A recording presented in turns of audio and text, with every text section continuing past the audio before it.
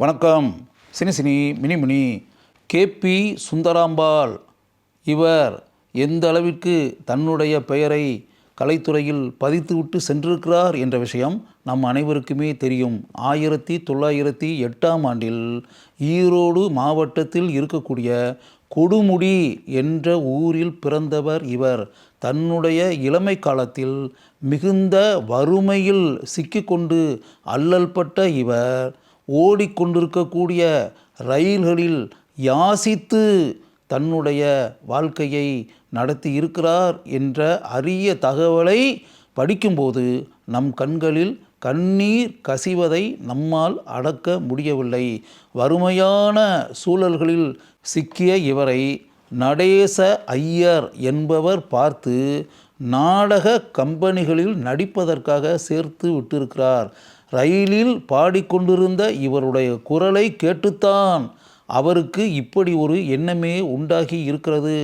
அந்த நாடகங்களில் அருமையான கதாபாத்திரங்களில் கேபி சுந்தராம்பாள் நடித்திருக்கிறார், பாடியிருக்கிறார்.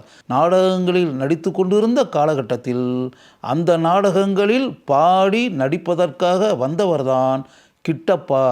அந்த கிட்டப்பாவும் கேபி சுந்தராம்பாளும் வாழ்க்கையில் பின்னர் கணவன் மனைவியாக வாழ்ந்தார்கள். 6 வருடங்கள் அந்த திருமண வாழ்க்கை வெற்றிகரமாக நடைபெற்றது. அதற்கு பிறகு நோய் வாய்ப்பட்டு எஸ்ஜி கிட்டப்பா மரணத்தை தழுவிவிட்டார். கணவன் மரணம் அடைந்த பிறகு வேறு ஒரு நடிகருடன் ஜோடியாக நடிக்கவே கூடாது என்பதை தெளிவான முடிவாக எடுத்த கேபி சுந்தராம்பாள் தன்னுடைய கணவனுடைய ஞாபகத்தை எப்போதும் மனதில் வைத்திருக்க வேண்டும் என்பதற்காக வாழ்க்கை முழுவதும் மரணத்தை தழுவக்கூடிய தருணம் வரை வெள்ளை நிற புடவையை மட்டுமே அணிந்தார் என்பதை நீங்கள் தெரிந்து கொள்ளுங்கள். கேபி சுந்தராம்பாள் படத்துறைக்குள்ளும் காலடி எடுத்து வைத்து பல திரைப்படங்களில் நடித்தார். 1935ஆம் ஆண்டில் திரைக்கு வந்த பக்த நந்தனார் என்ற திரைப்படத்தில் இவர் பிரதான கதாபாத்திரத்தில் நடிப்பதற்காக வாங்கிய சம்பளம் 1,00,000 ரூபாய். 1935ஆம் வருடத்தில் 1,00,000 ரூபாய் இவர் வாங்கி இருக்கிறார் என்றால் அப்படிப்பட்ட தொகையை வாங்கிய முதல் நடிகையே கேபி சுந்தராம்பாள் தான். திருவிளையாடல் திரைப்படத்தில் இடம்பெற்ற பழம் நீயப்பா ஞான பழம் நீயப்பா இந்த பாடலை உங்களால் மறக்க முடியுமா? எத்தனை வருடங்கள் ஆனாலும் கேபி சுந்தராம்பாளின் அந்த குரல் நம்முடைய மனங்களில் ஒலித்து கொண்டே இருக்கும். கந்தன் கருணை திரைப்படத்தில் இடம்பெற்ற அரியது அரியது என்று ஆரம்பிக்கக்கூடிய பாடலை எப்படி உங்களால் மறக்க முடியும்? நடிகர் திலகத்துடன் மகாகவி காளிதாஸ் திரைப்படத்தில் எந்த அளவிற்கு அற்புதமாக கேபி சுந்தராம்பாள் நடித்திருந்தார். நடிகர் திலகம் சிவாஜி கணேசன் கேபி சுந்தராம்பாளின் நடிப்பை எந்த அளவிற்கு தலையில் வைத்து கொண்டாடினார் என்பது அனைவருக்கும் தெரிந்த ஒரு விஷயம். சுதந்திர போராட்டம் நடைபெற்று கொண்டிருந்த காலகட்டத்தில் மகாத்மா காந்தி கேபி சுந்தராம்பாளின் வீட்டிற்கே வந்து சாப்பிட்டு இருக்கிறார். மகாத்மா காந்தி வந்தபோது அவருக்கு தங்கத்தட்டில் உணவு வைத்து படைக்கப்பட்டிருக்கிறது.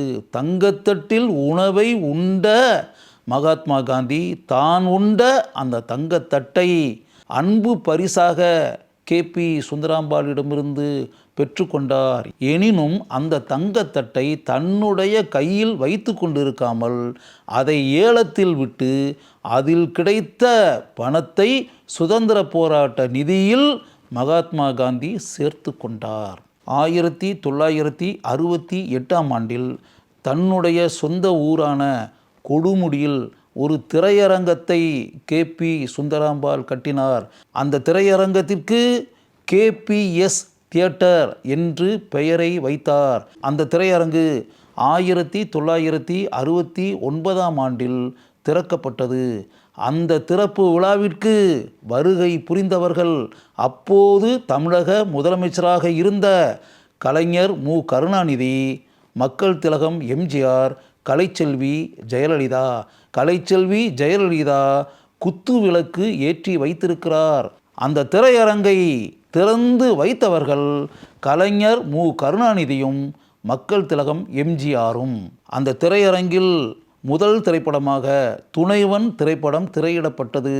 அந்த திரைப்படத்தில் நடித்திருந்தவர் ஏவிஎம் ராஜன். அவருடைய மனைவியாக சௌகார் ஜானகி நடித்திருந்தார்.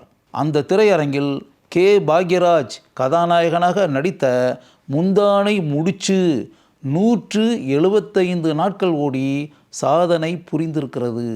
1969 வருடத்திலிருந்து செயல்பட்டு கொண்டிருந்த அந்த திரையரங்கத்தை கே.பி. சுந்தராம்பாளுடைய மறைவிற்கு பின்னால் அவருடைய குடும்பத்தைச் சேர்ந்தவர்கள் நடத்தி கொண்டிருந்தார்கள்.